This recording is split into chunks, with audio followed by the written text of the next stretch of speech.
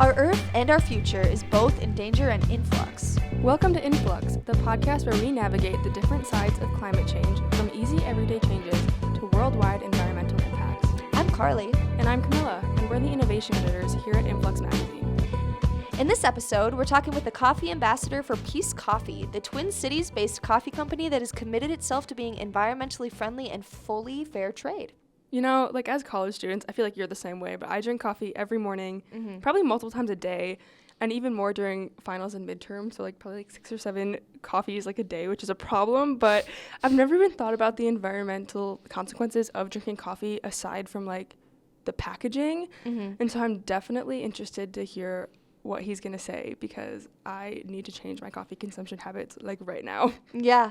I mean, if I'm being honest, a couple years ago, I was living with some roommates who were super environmentally conscious, and they introduced me to Peace Coffee and the importance that coffee plays just on the world's carbon footprint and deforestation, which are things that I don't think we think about a lot when we're like walking to Starbucks or walking to Down Bros to get some coffee, you know? So, because of that, we're here today with Jackson O'Brien.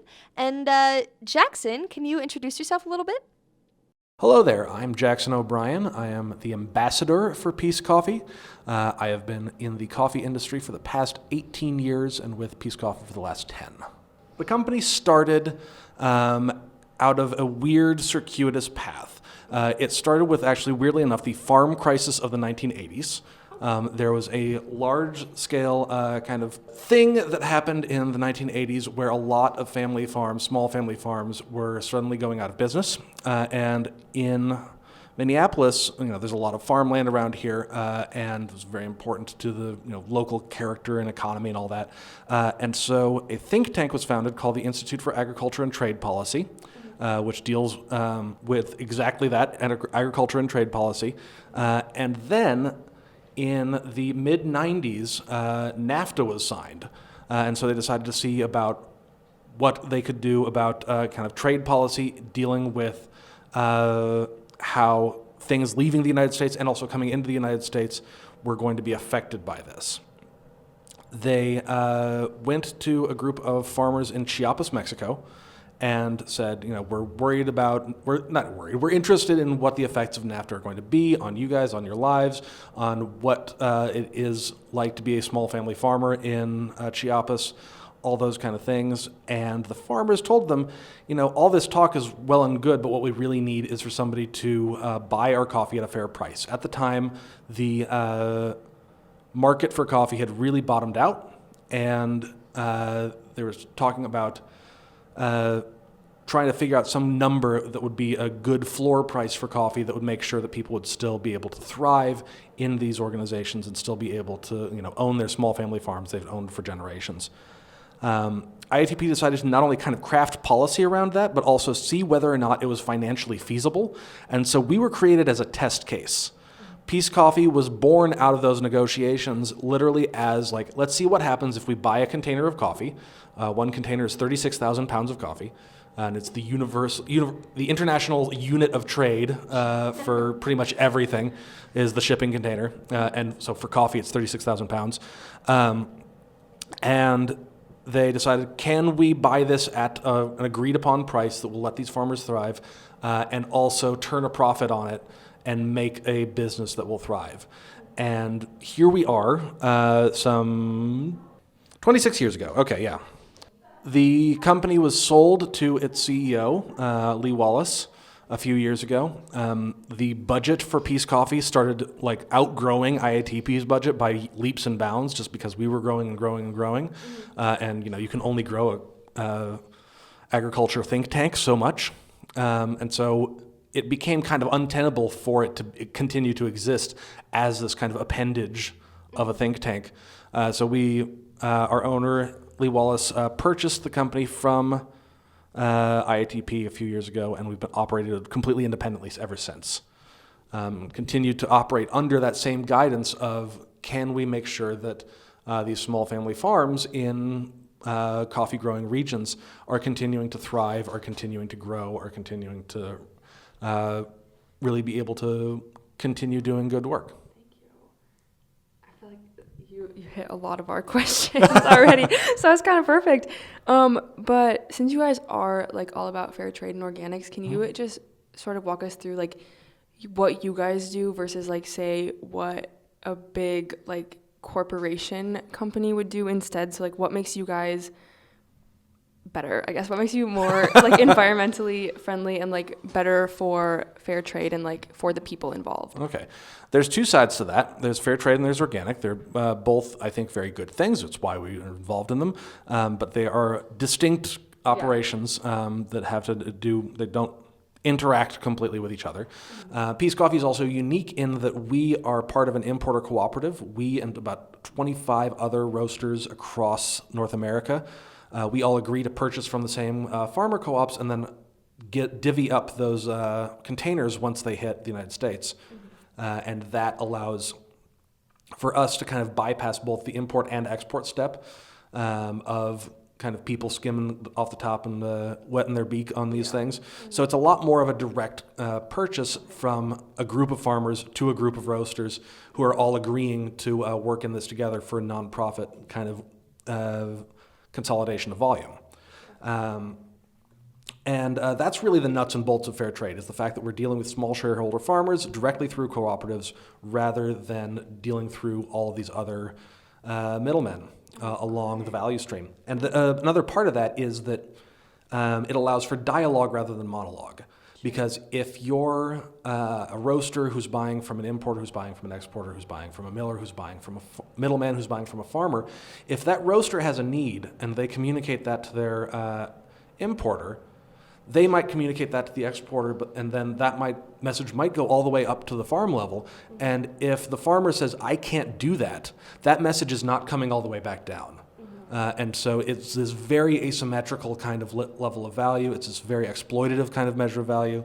And so being able to have something that gives us this dialogue and this way that we can communicate with the farmers and farmers can communicate with us is really a very important part of fair trade. There's also a thing called a fair trade premium. You hear about this a lot. It's both a floor price and also an amount that goes on top of any amount of coffee that we buy as far as our contracts are concerned. A lot of what I find is that that amount, that fair trade premium, is used to kind of keep the cooperative together. It's used to both pay for the overhead of running a co-op, for their warehouse, for their offices, for their phone lines, for all that kind of stuff. And also for social projects. People will build schools or hydroelectric plants or some other thing with it. And they're allowed to use that however the hell they want. But also it allows for our contract negotiated price to be more or less what the farm gate price is going to be. It's going to be what goes ultimately into the farmers' pockets. That doesn't always work exactly the same way with every co-op. There's a whole bunch of co-ops we work with. But that's kind of the big, broad strokes version of how it should and ought to work in a lot of places. Organics is a different thing. Organics is very simple to define but has a lot of important consequences. USDA organic coffee has two main things.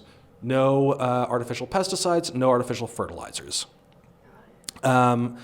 And artificial pesticides and fertilizers, they ook a lot of people out who are definitely, the kind of folks who really care about what goes into their bodies and things. And I completely understand that. And, I feel like that's a very important concern if you're like buying strawberries, right? Because if you're buying strawberries, those pesticides go right on those strawberries, and then those strawberries go right in your face. And like you're consuming that. Coffee goes through enough processing that you're not really going to be directly consuming any of these artificial things, but what they do is they wreck the environment of where the coffee is grown. And so it's a lot more about the people and the places where the coffee is grown, which is in the tropical belt of the world, south of the Tropic of Cancer, north of the Tropic of Capricorn, in these mountainous rainforest regions. And those are like the lungs of the world. These are the things that like convert all of the CO2 in the atmosphere into oxygen. And the more that those are damaged, the more damage the plant's going to see. So organic coffee is important on that level as well. So kind of just stemming off of the organic conversation, when we were kind of diving through your guys' website, I know that you kind of promote Peace Coffee as peddling sustainability. So I was just wondering if you could like expand on that, because we saw that and we were like, what does peddling sustainability mean? So Right. I mean, of course, the idea is we are a for-profit company. We want to, make money and grow and pay all of our employees and pay them well and all that kind of stuff. We are not a charity. So we need to sell things, and we need to sell things well. But at the same time, what we're trying to sell is a vision of how something like coffee can be done in a way that is not exploitative. Sustainability is a fun word. I like to talk about like thriving. I want to talk about like how people who are growing the coffee that we're buying are able to lead better lives. They're not able to scrape by. And also there's a pun in there because we're very bike friendly. We deliver around 250,000 pounds of coffee every year on bike. If you buy our coffee in the Twin Cities proper, either Minneapolis proper or St. Paul proper, chances are very good it came to you from our warehouse on a bike. Yes, that includes in the wintertime. Yes, that includes when it's like a 50-degree wind chill. It's a whole thing. You see the trailers on the greenways. And that's also, it's a fun gimmick, but it's also an important thing because if you look at kind of the carbon breakdown of how coffee gets to you, in the delivery portion of it, in the conveyance portion, the vast majority of that is in last mile. So we get our coffee, it comes to us from Guatemala or whatever, on a container ship, and that container ship is burning fossil fuels to get over the ocean, but at the same time it's carrying so much stuff that it's not the amount of fossil fuels burned per pound of coffee is just minuscule. It then comes into a port. It goes onto a rail yard that then gets shipped to a rail yard in Minneapolis. And that also, because that train is moving so much stuff, is just nothing in the grand scheme of things. But then once you get it here and then it goes to a store, to a distributor, and it goes in a gas-powered vehicle to get to a store and then you go in your gas-powered vehicle to go to that store to get it, or you buy exactly one bag and we ship it through the United States Postal Service. That's where the biggest part of that carbon footprint is coming from as far as transportation goes. So if you walk to the store in Minneapolis, and buy our coffee that way, the transportation cost of getting that coffee from Guatemala to you is effectively zero. And so that's an important and fun point. Okay. All right. So you guys are kind of doing like a multifaceted sustainability thing. Like it's on more than one front. I exactly. Like that. Kind of just to go along with what you were saying about like carbon footprints and everything. Yeah. Like that. For coffee, I feel like there's been a lot of talk recently about how like big like Starbucks and like, maybe not Starbucks because Starbucks has their own thing, but like Caribou and like all those big places that buy a lot of coffee, it's like becoming unsustainable to sort of like make it and like ship it and have it all over the United States. So you guys seem to be like doing pretty good. You guys have like your whole process like down on lock, I feel like. So for like the future of coffee in terms of like how it's going to affect climate change and like vice versa, honestly, like how climate change is going to affect coffee. Right. What, in your opinion, like do you see happening in the future for coffee or for you guys in particular and also in general? Yeah.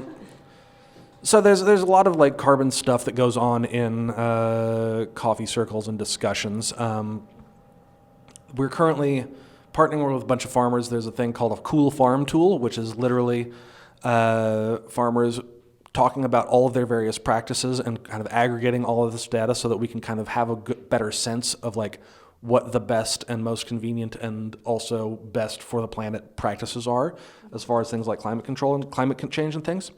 Part of it is that buying organic is going to be a big part of it because of the fact that when you're buying organic, especially if you're buying organic shade-grown coffee, which is all we sell, you don't have to clear-cut forests in order to do that, and also the carbon cost of cultivation is typically mostly in the form of these fertilizers and pesticides.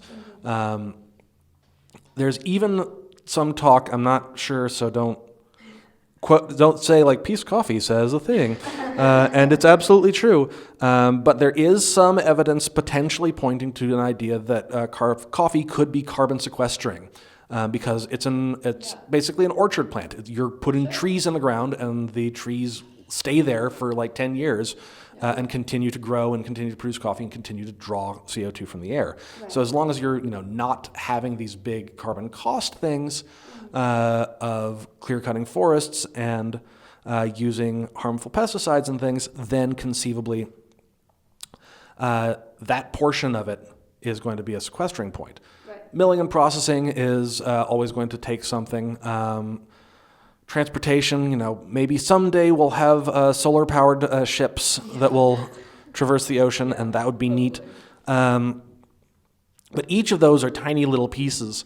The two biggest points of carbon costs in coffee are the growth and the point of consumption.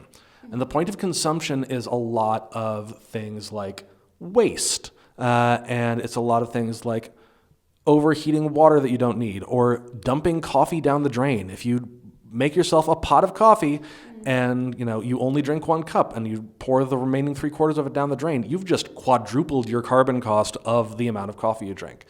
And so all these little steps are helpful, but it's also something that requires massive systemic change, but that's a entirely different discussion. Again, like I said, Peace Coffee is largely a test case. We're here to show the world that you can make a business that really works and really thrives without having to do these harmful practices. As to the future of how climate change is going to affect coffee, this is a very important thing because coffee can only grow on mountains. Coffee can only grow on mountains in places that are tropical because it requires high altitude, but it also requires not having winter. So frost kills coffee dead, but you also need these warm days and cool nights that you only really get in mountains where you can grow your coffee. So this means that right now, as the planet is warming, the coffee farms are being chased up the mountains. You could grow coffee really well at 1,000 meters above sea level 50 years ago. Now, not so much. Now you're going to have a lot more trouble. Now you're going to start seeing some overly hot days at those 1,000 meters above sea level mountains. And that's only going to get worse as climate change gets worse. And if you look at a map and you look at the Tropic of Cancer and the Tropic of Capricorn, you have one of those topographical maps that shows you where the mountains are, you see that there's a very limited amount of places where coffee can physically be grown. And so the more that we're limiting that, the more we're only going to shoot ourselves in the foot more as a society. I'm curious, can you circle back to what are some examples of things people do when they're drinking coffee that contributes to climate change versus what they could do to not do that? Sure. I've recently been looking all up into some various carbon costs for various kinds of coffee and things. So this is fresh in my brain. So that's why I'm just rambling on about it. So number one, if you're a cafe latte drinker and you go to the coffee shop and you buy yourself the cafe latte and you're drinking cow's milk with it, that cow's milk is going to account for more than double the amount of carbon emissions than the coffee will. So if you are a latte drinker, consider switching to the oat milk. I promise you it's still delicious. Yeah. Or the soy milk or the almond milk. I'm not going to judge. But the other thing is, you need to heat water to brew coffee. You need clean, potable water to brew coffee. And all of that is fine. You need to, heat things to eat food to survive. So I'm not going to say that heating is bad. But the problem is, again, a lot of the waste. It's a lot of the amount of excess water that's heated and then not used to brew coffee, or that is heated to brew coffee that is not consumed. It is the amount of potable water that is created and then put down the drain and then not consumed. These are two of the hugest things. There's packaging concerns, of course, and there's always a trade-off with that of whether or not you have the really great packaging that will keep the coffee good for as long as possible and then results in less waste that way, but also is difficult to recycle, or the packaging that, you can put it in paper and it will certainly break down and be easy, but then it will go bad in a week on a shelf. Sure. And so, if you can go to the co-op and buy out of the bulk bin and things like that, that'll solve that. But the biggest thing is human waste, is the amount of coffee that we brew and we don't drink. And so being able to control for that is like the biggest thing at a consumption side. Drink, when you make coffee at home, make what you're going to drink. Peace Coffee is offered at many chain companies in the Twin Cities, including Target, Lunds & Byerly's, Whole Foods, and Cub Foods. It's also sold at lots of co-ops, including the Seward Co-op, the Wedge, and Hampton Park. And the coolest thing about those co-ops is that they literally will put them in shakes and malts and iced drinks, and you can get them in all sorts of good things. Yeah, and so other places that also roast and sell it are a lot of cafes in the Twin Cities, including Alma, which is right by my house. I go all the time. It's kind of a problem. New French Bakery, High-Low Diner, and the Savory Bake Roast House. And so those places also roast and sell it. If you're interested in learning more or even buying from Peace Coffee, you can go to their website at www.peacecoffee.com. And of course, if you're interested in learning more about other green and environmentally friendly coffee shops and stops in and around the Green Line in the Twin Cities, be on the lookout for Audrey's story on our website.